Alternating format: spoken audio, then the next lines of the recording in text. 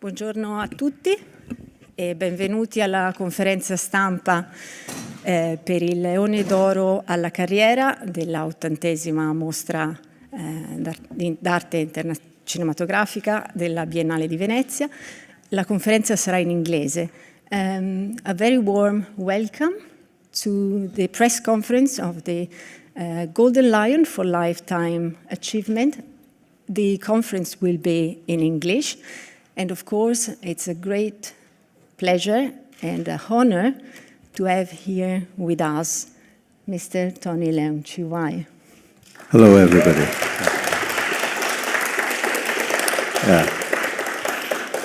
Who has correctly been defined one of the finest, most widely acclaimed, internationally recognized actors of our times. And we can definitely share this perspective.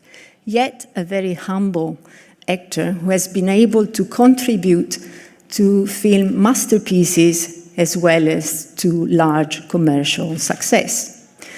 And I just want to open this conference from where we are. That's Venice 2023. Mm-hmm.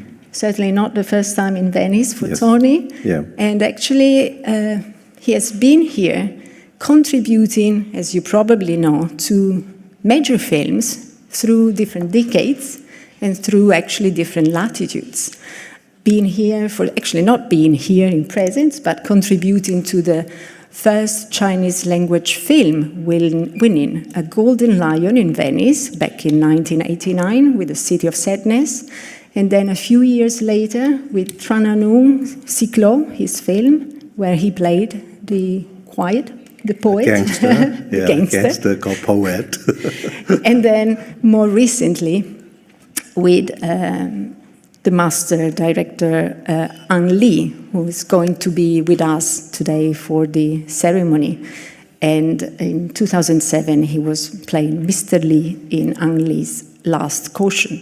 So what is the feeling being back in Venice this time, not with a film, but actually for celebrating your achievements so far, with many more, of course, to come? Actually, I think this is my great honor to have such a recognition from a festival that I have a long relationship since 1989. And I always want a Golden Lion. Finally, I can have it for myself. I don't have to share it with anybody else. In this case, no. Thank you so much for being with us, and of course, the floor is open.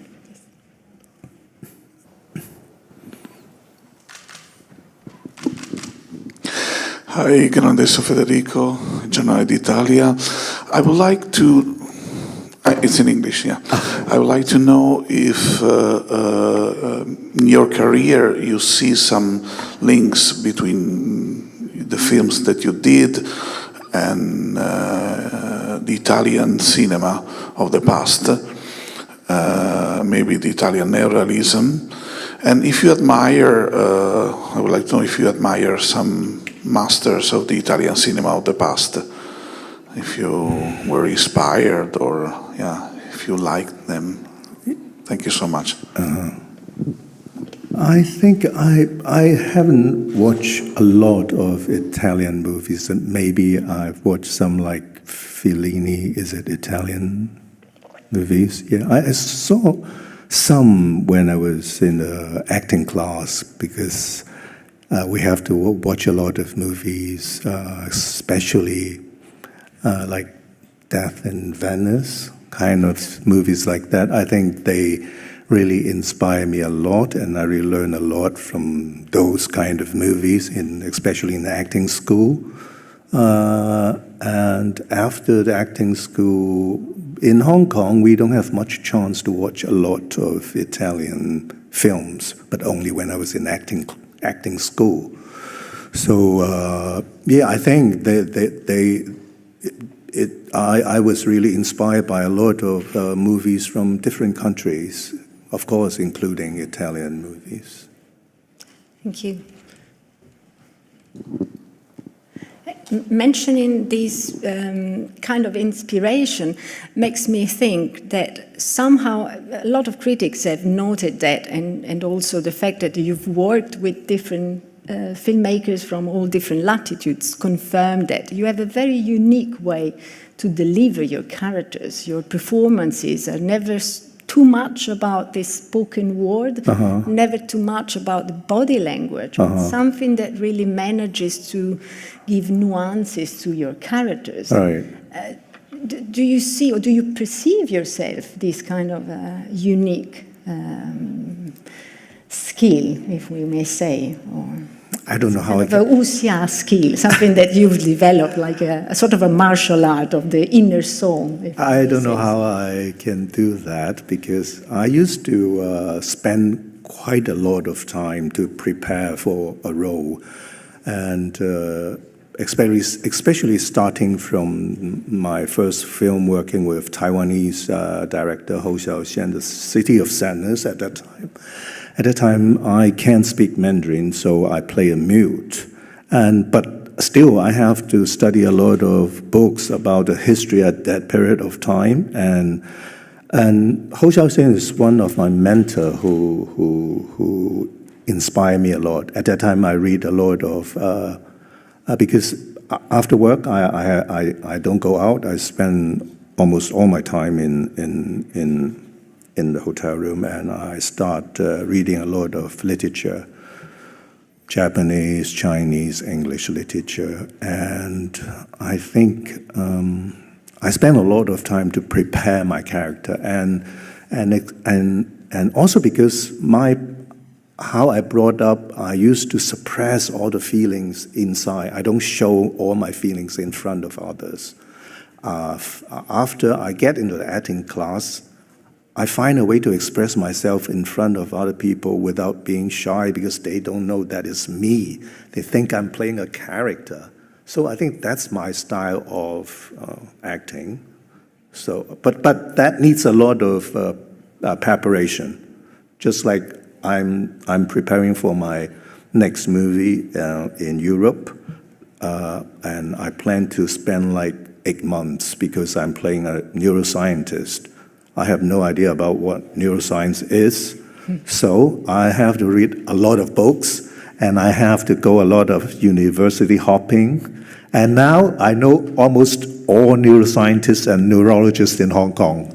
And I have to do a lot of research, and I told the director I need to do this little by little. So I don't know, I just get into the characters unconsciously. I get into the character, because after a certain period of time, after you read the books, after you study, or you have conversation with all the neurologists, somehow you just change your mindset into the neuroscientist. So yeah, that's how I prepare and how I get into a character. I don't know how I can do that, but I think it's just time and study and practice, and then you subconsciously you get into the character.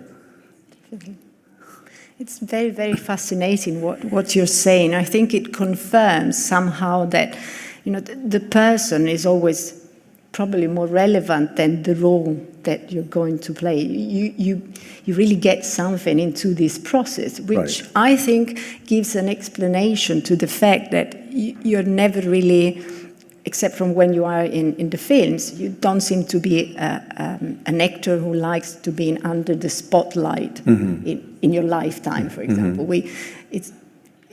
You've always given somehow a sense of being discreet, being reserved, which what you're saying certainly confirms. You need time for preparing such roles. Right.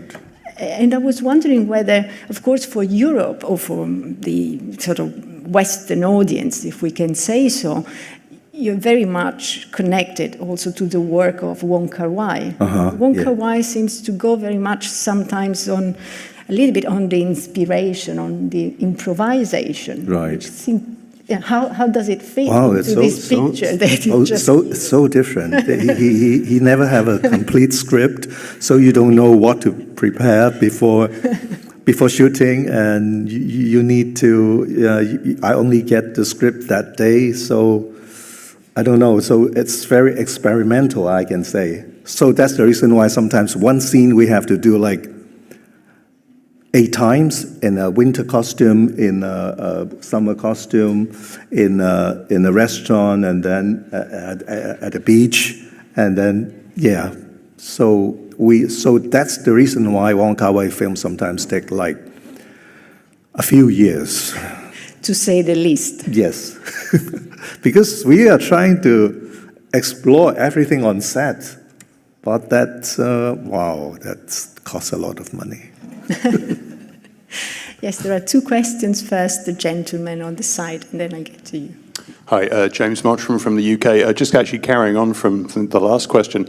Late last year in the UK, In the Mood for Love was voted the 5th greatest film of all time in the Sight and Sound poll that they do every 10 years. So I just wondered what you thought of that, if you were aware of that. And again, talking of Wong Kar-wai, are you having any conversations about future collaborations? I think the success of In the Mood for Love is not just Wong Kar-wai. I always think movie is a teamwork. I think William Zhang, the art direction is very good. The Chinese costume, our photographer Christopher Doyle is very talented cameraman, and also Maggie Zhang, other actors. I think it's a teamwork that all of us are very focused and very into something. And of course, Wong Kar-wai lead us to finish such a great movie. And at the meantime, I don't have any project with Wong Kar-wai. I haven't seen him for quite a while. And I'm really focused on my next movie, which is going to shoot in Germany next year. So I'm really focused on this one, because I can't do 2 things at the same time. I can only focus on one thing, one movie at a time. Huh? In the pool of Sight and Sound, In the Mood for Love was voted as the 5th best film of all times. So he was asking whether you were aware of that. I didn't. Well, it's probably one of the most voted films all over the different pools. Yes. Yeah. As many others, in fact, in which you acted. Yeah. There was another question here. Thank you. 梁朝伟先生您好，我是来自中国大陆的记者，想请问您一下，您现在参与了很多国际的制作，例如漫威的角色，然后接下来的这个 Silent Friends， 还有在这个 New Jeans 的 MV 中的这个演出，想请问一下，您现阶段参与新角色的这个最吸引您的这个地方有哪些？I'll translate my question in English. Thank you very much. And based on your previous experience in international collaboration, like your participation in roles in Shang-Chi and the music video of New Jeans and the upcoming Silent Friends, what factors or elements that mostly attracts you to take a new role in your upcoming works? Thank you so much. I always think that I never plan in my acting career. I never plan what I want to do next or what I want to do next, because I think fate brings people together. When something happens, it happens. Usually, just like Idigo, my next project, just suddenly one day she sent me a script and asked if I'm interested in it or not. And after I watched the script, I think it's very academic and I'm not sure whether I can do it. Then we have a Zoom meeting together, and I never calculate with. I don't use here to calculate whether I want to do this film or not. I use my heart to feel the director. And on our first Zoom meeting, I can feel that she is a very intellectual person, very humble, very down to earth. And I can feel she is a very nice person. And of course, I watch her previous 2 films. And after I watch On Body and Soul, and I always say, wow, how can I say no? And especially after the Zoom meeting we have, I think she's such a wonderful person, a nice person. So why not working together? So this is how I decide which movie to do. Let's just follow my heart. I don't calculate. And I never plan. I just let things happen.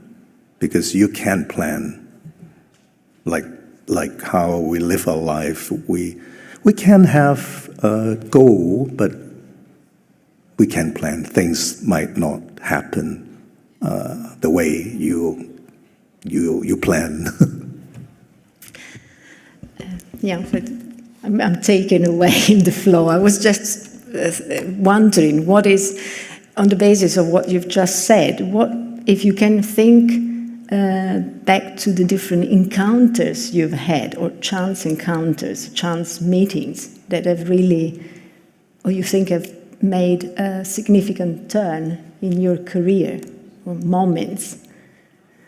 I think there are many moments, like Hou Xiaoxian is one who inspired me a lot at my early stage of my acting career. The other one is Tran and Hong, when I have a chance to work with a Vietnamese French crew, and then Wong Kar-wai, of course, a very important director to me, and Ang Lee, and now I have a chance. I never worked in a European film before, and I was so lucky I have the chance, and I have no idea what will happen, but I'm sure this will be a very exciting journey. And after I study all the books, it really, after I read some of the books provided by Idiko, it really opened up my eye. I just want to tell her that we met yesterday, and I told her, you changed my perspective towards this world. But that's also important, to be ready and to be willing to, getting in more things and being curious, which I think also it's somehow your characters in the film, even though they're generally quiet, not so much talkative, but they seem to be really curious about, human relations, life, what happens around them. It's not just what they do. Mm-hmm. It's just the way they look around. I think it's very special. Mm-hmm. I don't know how I do. I don't know how I can do that. That's a secret in the career. And in terms of, somehow it's also inevitable to look through these different decades of how the film business or the industry has developed, has changed so much. Thinking back at Hong Kong in the days of the new wave, where there was such a vibrant diversity. And then from Hong Kong, Chinese language cinema has moved to a more global stage, and talents and professionals have started working together. Do you think, we always discuss these issues from the perspective of the business and the filmmakers, but what about for an actor? How do you think this transformation of the industry, becoming more and more global, has changed your attitude or your possibilities, or is it a beneficial thing? Or actually, I don't quite feel much difference between making movies in Hong Kong or China or even in Hollywood. I think for me it's just the same. And do you, for example, your Hollywood experience has been something you were longing for, or? No, I never planned. I just said I don't plan. I just, if something interesting happens, then why not? Definitely, yeah. Yeah. And at the same time, your profile as a film star has also been defined as very, some people have used on some academics terms like polysemic, being able to interpret roles in different film genres. Been in action films, romance, fantasy film, all different sorts, not only different approaches of the filmmakers, but really different film genres. So you've never been associated to a specific film genre. I think it's because I was trained at the very beginning. I was trained like that. I started my career in TV station in Hong Kong. At that time, it's the golden period of television. So I did a lot of TV series, and I have a chance to work all kinds of TV series. I can do comedy, I can try drama, action. And at that period of time is after the golden age of TV, then we start the movies, the golden age of in the 90s.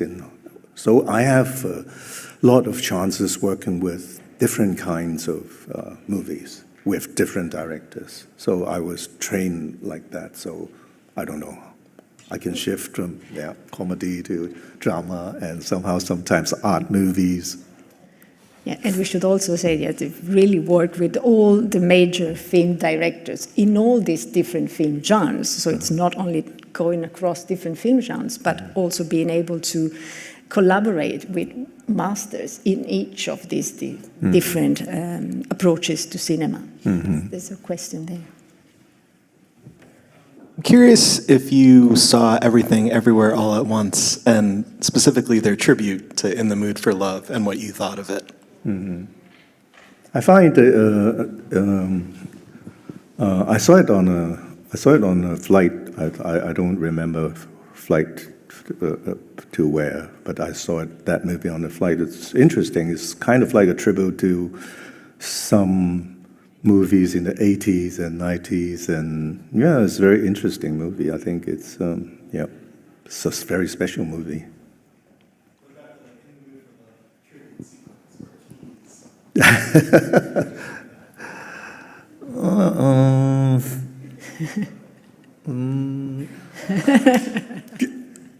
I don't know. Yes, one last question. Yes, thank you.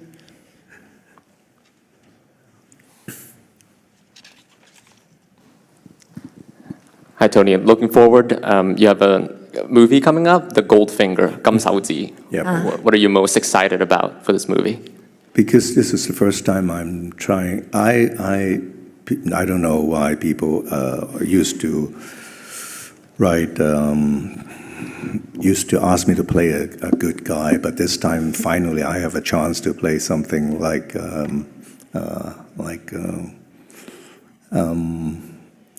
the other way around. and actually it's somehow very similar to some real characters in the 80s, and it's